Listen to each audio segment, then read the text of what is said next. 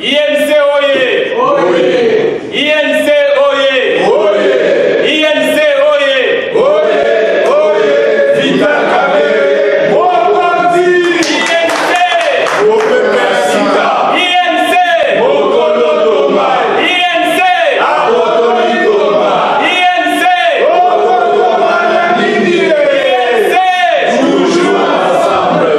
Merci, Badeko Bolandi Lelo, awa na Afrique du Sud, Toyandi, Mopaya na biso, Aouti Kinshasa, président na biso, ya fédération à Johannesburg, Papi Kabangwa représenté biso, Yende akolakisa biso, ye liboso na biso nyonso po toyeba ye, tozali na esengo mingi parce que tozali kaka na bato bazoya po visiter nani base na biso ya Johannesburg awa na Yoville, terrain zone rouge, po bato nyonso babandaki koloba, po bato nyonso babandaki kobanga, mais lelo INC efanda awa na Yoville na kati ya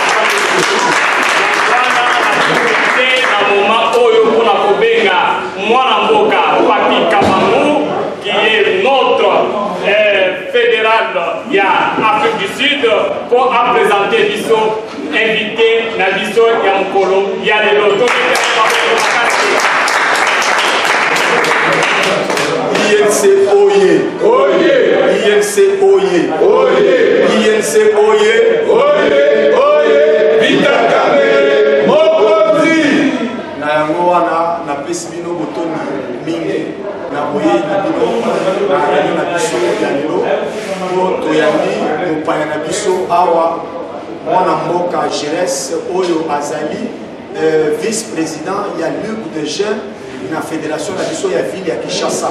Aza awa na kati na biso ayaki awa mission na ye privé na makambo oyo etali makambo na ye, ayaki na mission officielle te mpona parti na yango wana ntango ayokaki keno aza na base ya makasi ya INC oyo ezalaka na Johannesburg oyo azali kokamba précisément na base na biso na Yoville. Ntango ayokaki ndenge wana alobi keno il faut akutana na base amona base na yango lelo tobongiselaki ye, tobongisi tobengi bato nyonso baya bayoka oyo nini amemeli biso awuti nango na Kinshasa po aexplike bino base ganga base ganga base ganga base INC oye! INC oye! INC oye! INC oye! Oye! Oye! Vital Kamerhe! nazoyamba obetele maboko makasi mwana mboka vice-président ya Ligue de Jeunes oyo abengani na kombo ya Jerez, obetele maboko makasi.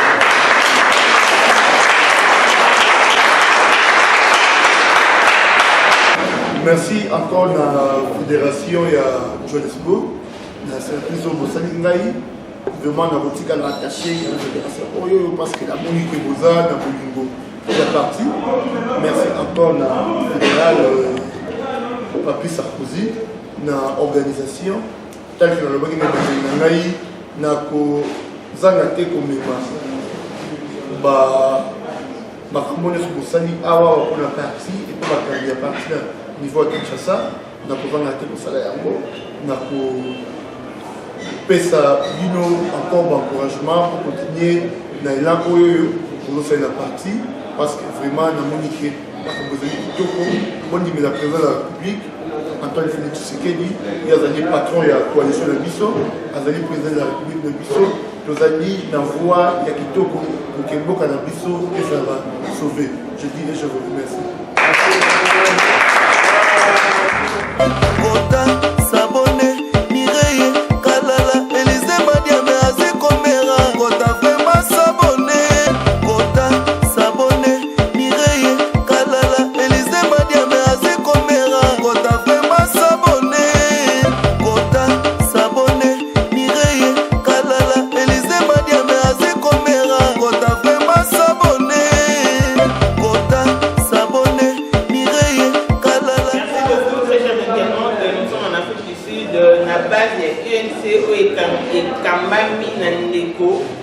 Papi Sarkozy Kabao. Tu bien aller Sarkozy, président Sarkozy, mais aller Sarkozy, Papi Kabao.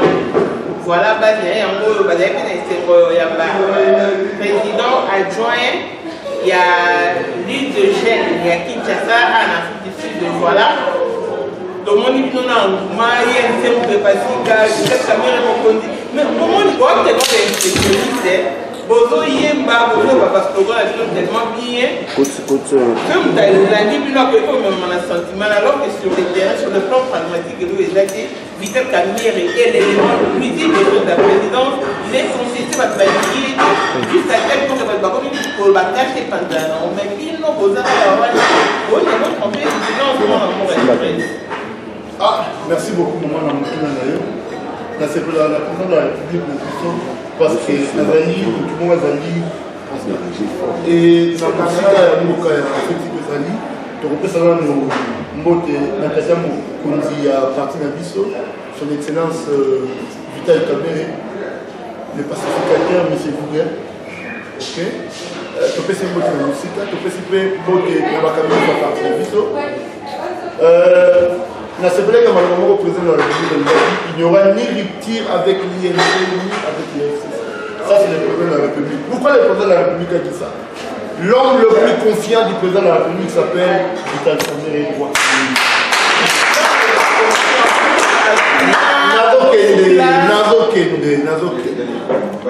Soki Vital Kamerhe azalaki kosala makambo oyo ozoloba wana oyo yo ozoloba bon d'accord toloba ke yo oza journaliste ya baspéculation donc ye noza boye obeta spéculation mais zela kasi da répondre zala nasinga yo oza journaliste ya baspéculation oza journaliste oyo okezaka information na source. Le pacificateur, M. Google, a venu directeur de la chef de l'État. Ce qui chef de l'État a montré que le pacificateur a besoin de l'INT. Mais tant que le chef de l'État dit qu'il n'y aurait ni rupture avec le LNC, Vital Kamerhe reste et demeurera le directeur du chef de l'État jusqu'au bout de l'émission en Congo. Donc, comme il m'a dit sur l'équilation, la réalité, c'est que politique. Ezali monde ya bato ya motema mabe obi ka tama pesa option na ko bati boza mutama mabe mais ko ko activer motema mabe ko onui papi Sarkozy motema mabe ya mwana ça dit ko ba politicien Congo ba développer tellement motema mabe que ki motema mabe na bango ba linga wa mona innovation ya VKT muto atombola mutama nzambe OK Vital Kamerhe na bakor na biso fana na premier ministre bon ça c'est premier ministre mais qui boya non parce que le directeur a cabinet bon Kemba sans aller premier ministre bon là il voyait non pourquoi hier on nous a dit la souka fatidique inséparable aïe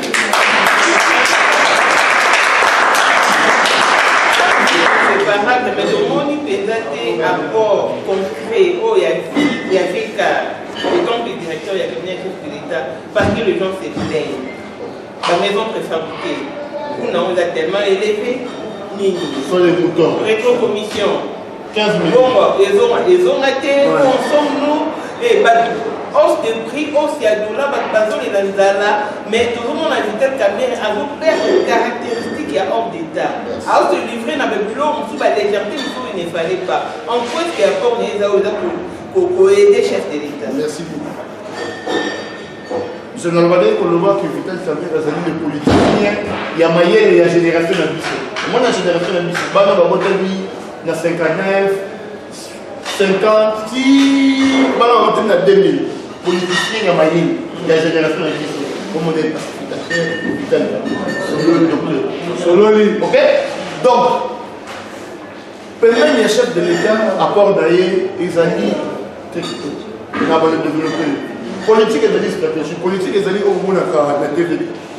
Pour que Fachi, à comme président de la République, les amis dans le Moko Andima qui Colombo la ambition c'est-à-dire qu'on a se détruit à foutre 100 millions. Vous avez donc une malade à 100 millions, 100 000 dollars à foutre qui a fini, à tenir un moté à se retirer, à lui de soutenir mon amal de soutenir Fachi au pays. La campagne n'a eu, avec la campagne.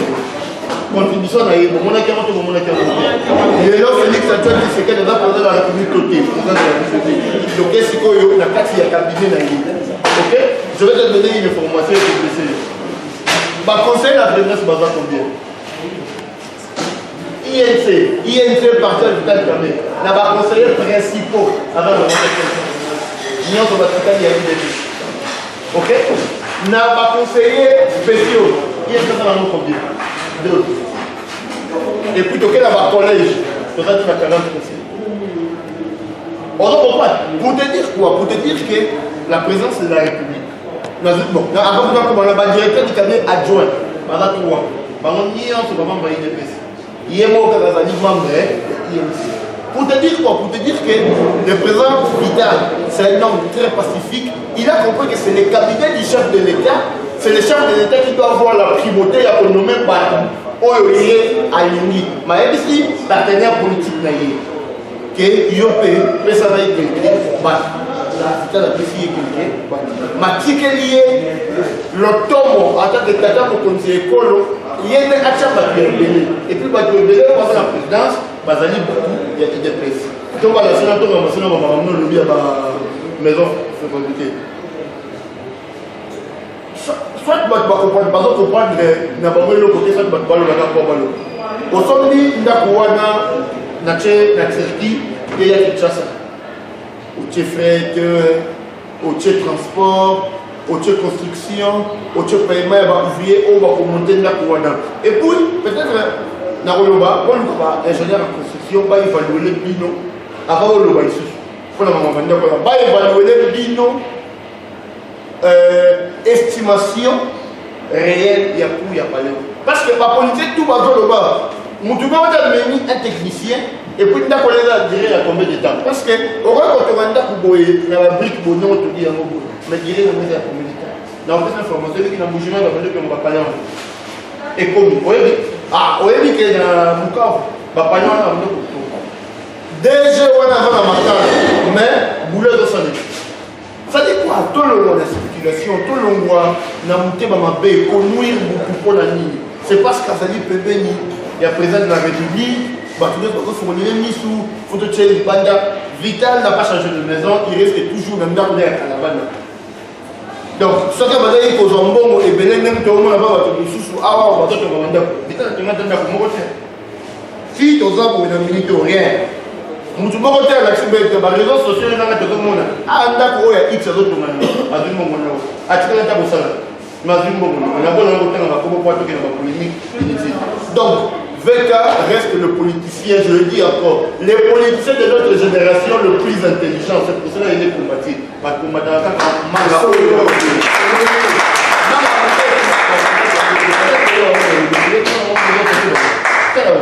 ok, moi,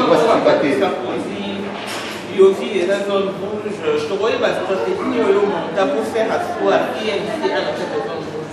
Tu vas dire, Mamo, et à chaque fois, tu vas répondre à tout.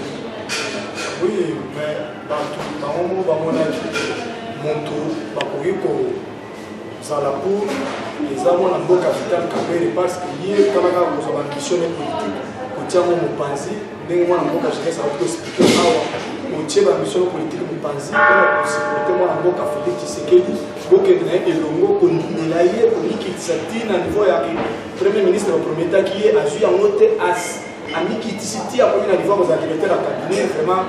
Na limité de thème wana ya zaki wana mutuno sokoza mutema na ngo biso to mona qui te expliquer ba j'aime te faire comprendre que non muto aza mieux placé pour un jour avant que ce mboka soit Congo les amants na mboka Vital Kamerhe. OK, il y a une petite partie dans la pouvoir ma vie ça fait non ma solution de réalité au ba congolais boss na mboka et là on y vient c'est tout prévoir quand ba jeune ni on se revoit dans ba na pouvoir. Et là, on dit qu'il y a un prévoir pour la Congolais sur la vanne à la vanne et le Wambia. Parce que ça est au moins le roi de l'INC dans le pouvoir, au moins en tant que le mot de l'INC. On a dit que l'année, on a dit que l'on s'est respecté quand on doit être. Dans la personne, on a dit qu'on a dit qu'on a dit la suite qui planait dans la terre métal. L'INC, on n'a pas beaucoup. On a des collaborations sur la Bazali, aussi que solo là qui déjà pour la sociale. Ah, on a INC surtout dans la Fédération de l'Histoire Johannesburg, nous avons un système social. Nous avons un problème, nous avons un problème, nous avons un toujours. mais eloko tozoyebisa bajeune eza ke baya massivement na INC baadhere mpo kala mingi te tozobanda baekole ya INC mpona kosalisa bango baformation bakota na baformation atravers baformation wana misala ekomonana makasi mpona bajeune na bandeko nyonso na baformation. Merci beaucoup, camarade Patrick. Question à Bisso, et ça pour s'adresser directement à camarade Gires. Ngaï Nazali, Dani Kazali, interfédéral, adjoint en charge de l'inspection, na UNCRSA. Alors, tant on a dit que mon nom est Gires Azali Awa, en collaboration avec fédéral Sarkozy, Papi Kabam, comité, il y a beaucoup de canapés pour camarade Gires. Nous tous les alliés pour lui. Camarade Gires, nous tous les à 4. Mais le coup là, nous sommes tous les alliés à 4. Les tout profiter de tout le monde. Le Tomoni, camarade aimé, a joué intérim. Mais tout ce qui est intérim, on a qui nous voit. Parce que même Bissop en Afrique ici, je pense que Madame interfédérale Zaki-Chassa n'a pas fait de Moussoussou. Nous avons posé la paix, restructuration en partie et salama pour que Bandeko Moussoussou peut bazana posa au kota, passer la partie comme il se doit, au lieu que la vidéo tikali awa, to continuer toujours la carte avec guérir et tout ça malamité. To limite au pas na yo parce que yo outi kuna et peu comme masambo n'est pas ya secrétaire na mission AI a koyi ba pe comme makambo na lomba on pas ya boss na mission numéro 1 docteur VK pour que makambo na lomba on merci. Merci beaucoup Ndeko Dani. Motuya na weza dia motuya lelo parti na ba niveau ebelé. Eza na ba intérimaire na niveau secrétariat général, tout un intérimaire. Le niveau il y a interfédéral, il y a ville qui chasse à intérimaire, même le niveau il y a interfédéral, il y a RCA, intérimaire, ça veut dire que le parti est géré par intérimaire. Par exemple, ça nous avons jusqu'à présent, mais le parti est allé dans envoi et restructuration. Ok? Les alliés d'envoi et restructuration, le parti sera restructuré. Vraiment, c'est dans un raffiné que les partis qu'on a restructuré. Il faut que boss Azwatan, il y a la cas moko parce que l'animateur diriger le parti lobby. Il faut que l'animateur Oyo Bazali paye Corias parce que tout est dans l'opposition. Les deux doivent dans le pouvoir. Il ne faudrait pas que Berrer ou l'opposition tout ramener en gros parce que les autres dans le pouvoir, le marché du pouvoir, il faut conserver plus longtemps que possible. Donc, Mokonzi, avant de dossier, où est la restructuration? Quand je parle de Mokonzi, je parle de VK. Donc, les dossiers où ils sont actifs, dans le message ils ont dossier, il y a restructuration partie. Et qu'on touchait partout. Et qu'on touchait la structure aussi. Même au niveau national, il y a des jeunes. On a comme excellence Billy, avec le président national, il y a comme ministre. Donc, il y a un niveau on a payé. Intérimaire à ça là. Donc, parti, ils ont vraiment un intérimaire émulé. Donc, dans la rassuré qui est posé dans la vie binocale, le président national a dit qu'on travaillait sur le plan où on a la structuration parti. Dans un bref délai, il y a écho. Quand la mine écho, que le parti est restructuré, que nous avons un nouveau CG. Dès que nous avons un nouveau CG, tout va se déclencher dans le niveau Nyonso. Il y a base, il y a parti, il y a Sika. Na o bazara déjà, pour soit Nimisa, la nomination d'Abamo, pour qu'il va continuer au sein de la partie. Merci.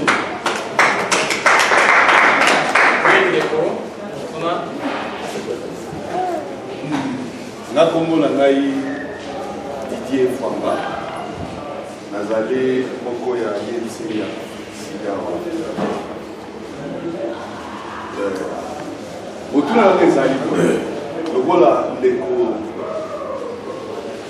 yo outi state na esika base ezali esika parti ezali otuna na natuna jusqu'au neti na bino kuna na source kuna moi motuna mo etuna na awa ezali etuna na mingi ata na libanda leto le kata ndeko ba membre de l'émission musu batuna na biso pe ba question soki mokonzi na biso en 2023 a se présenter comme candidat présidentiel kuna na mboka kuna ya Congo kolobelelaka yango ndenge nini alingaka nayeba vérité wana naotaki koloba yango awa na malobanga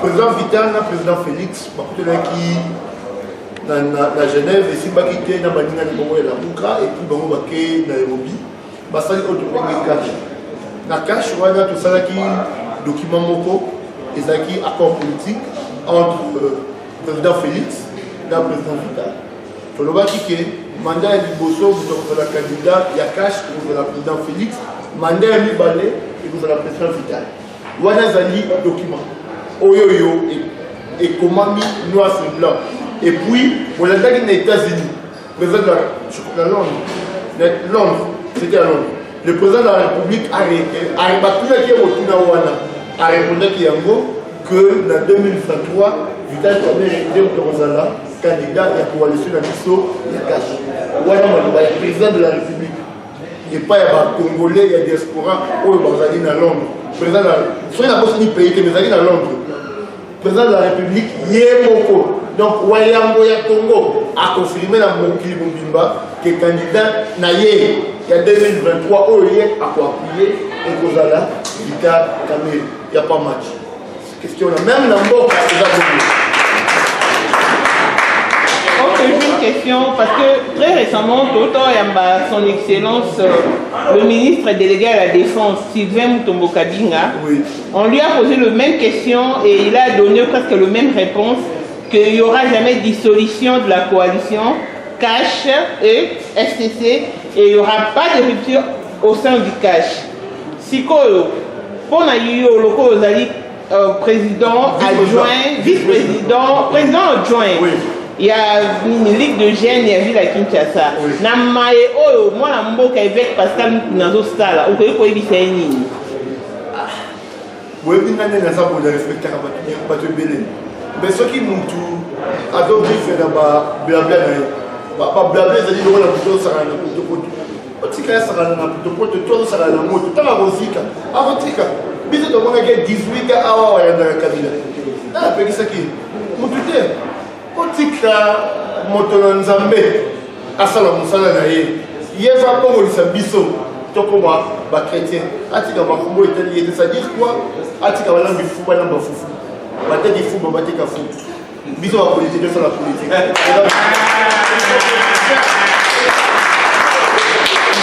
Je ne suis pas d'accord avec vous en bord à Ginès parce que Aosa Moussala au Martin Luther King à Salah pour les Américains, Aosa fait le même travail qu'a bâti Desmond Tutu. Pourquoi vous condamnez, pourquoi vous faites ces chances? Ok. Non, tu condamnes Yété. On a d'abord condamné Yété dans le Bible. Azali Moubateli, Mampati. Ok? Azali Moubateli, Mampati. Abatela, Mampati. Ok? Azali peut que ça la voix de Bengi, ce qui éveille des consciences. Politique éveil patriotique. Politique est à la yango. Mutuna Mutu, Atonga Congo, Namaïo Azali capable de retourner Congo. Ok? Politique est Atonga Congo. Mengala le bébé, Baté qui fout, Baté qui fout. Pasteur, Baté.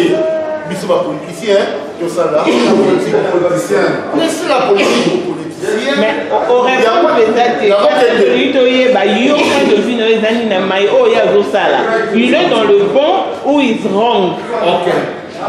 Je dis ceci, je dis encore ceci. Ok. Je ne suis pas le partisan de Moukouna. Je suis le partisan de Vital Kamerhe. Donc ce qu'il fait est allié. Nga na patron ni ngai c'est veka sikoyo. La répondre au panel de l'autre. Tant que Moukouna reçoit la part d'ailleurs pour la lien pour la contribuer pour la mboka et tout. Ah ça là, tant mieux. Ok. Nga na partisan ya Vital. Sur une question sur Vital, je peux me déballer. Okay, merci. Merci. On nous soit pour poser question. Merci pour la parole. Alina, comment on a gagné Mardoché? Mardoché me fait l'andala. C'est quoi? Alina Toum.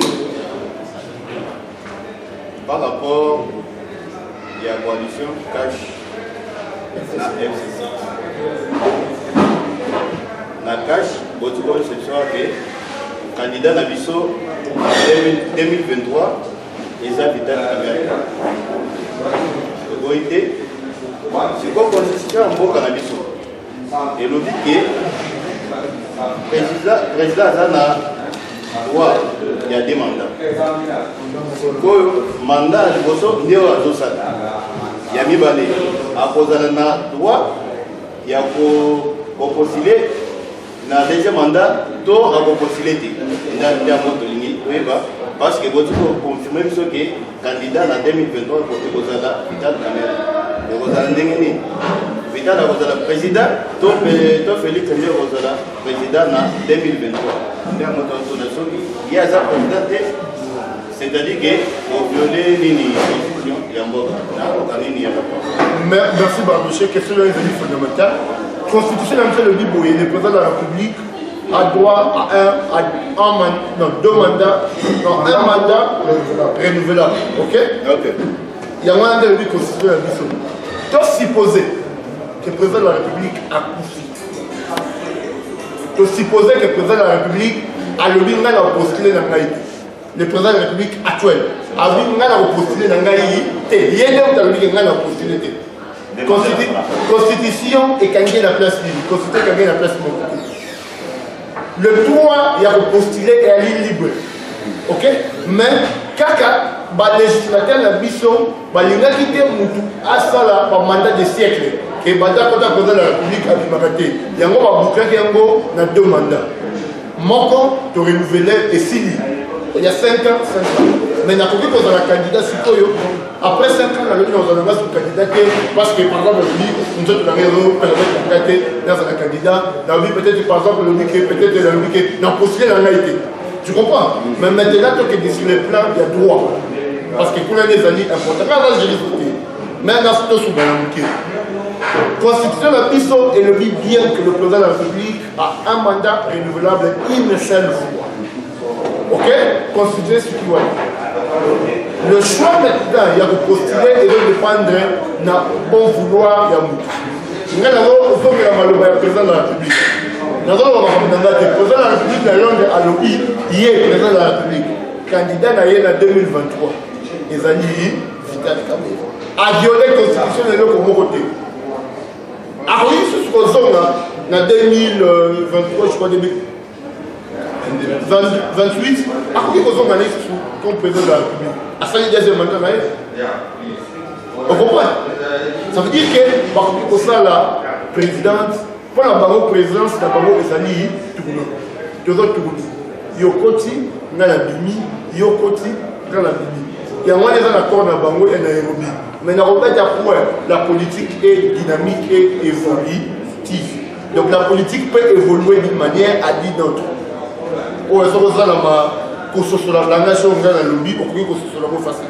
Mais Oyo etikali Namikanda, Oyo etikali Namaluwa président de la République, candidat à président de la République, Félix Antoine Tshisekedi, béton armé.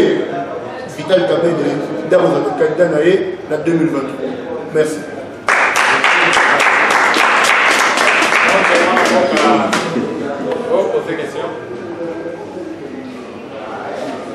Moi, je m'appelle Robert Zémou, je m'appelle Zéfi.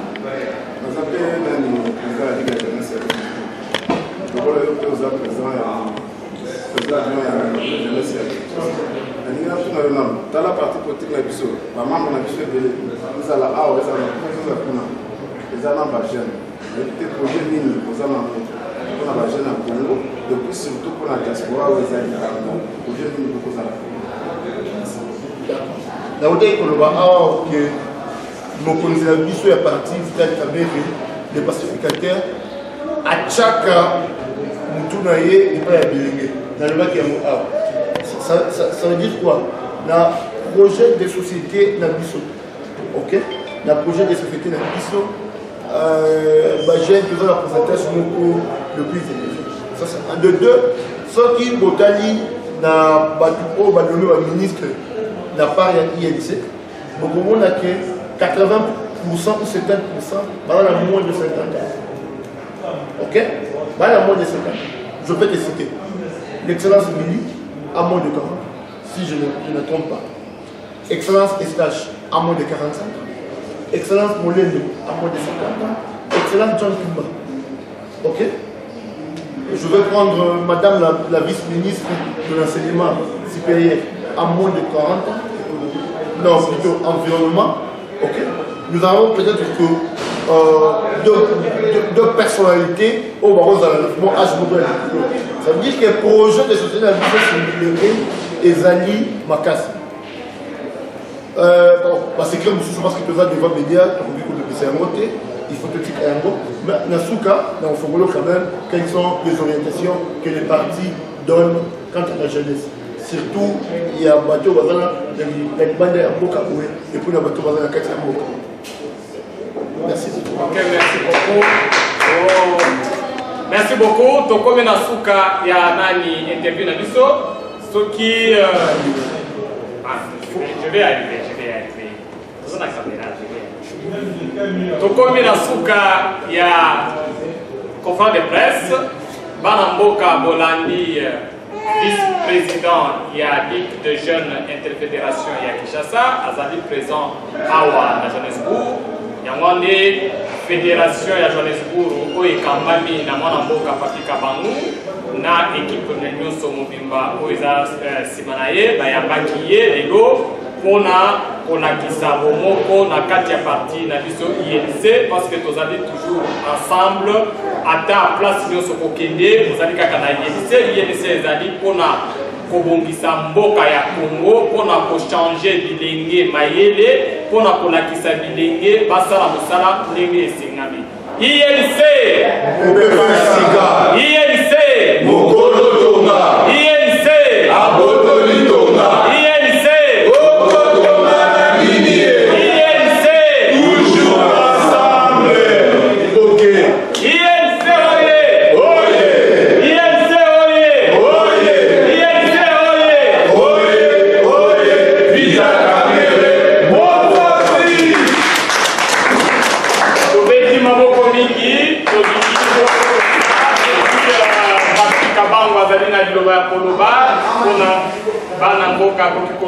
Madame, ceux qui ont fait des sous, ceux qui ont fait des ok, donc c'est la fédération.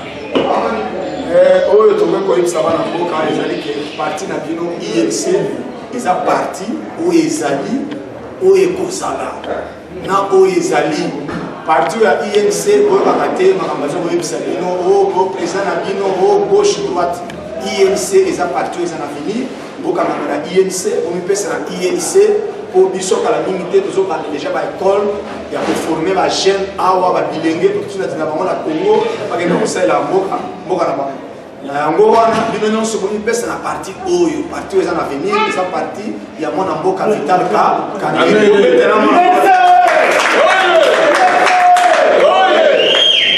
Ok, tokomi Nasuka INC oye INC oye vraiment tokomi Nasuka namoni mwana mboka Edi, si tu as quelque chose à dire.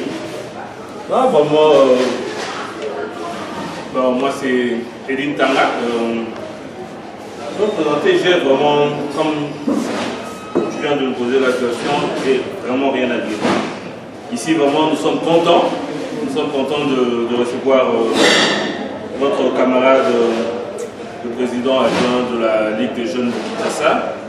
Donc, il est venu, il est parmi nous. Donc, c'était vraiment une joie pour nous d'être avec lui ensemble. Vraiment, donc, merci d'être auprès de nous. Merci. Ok, merci.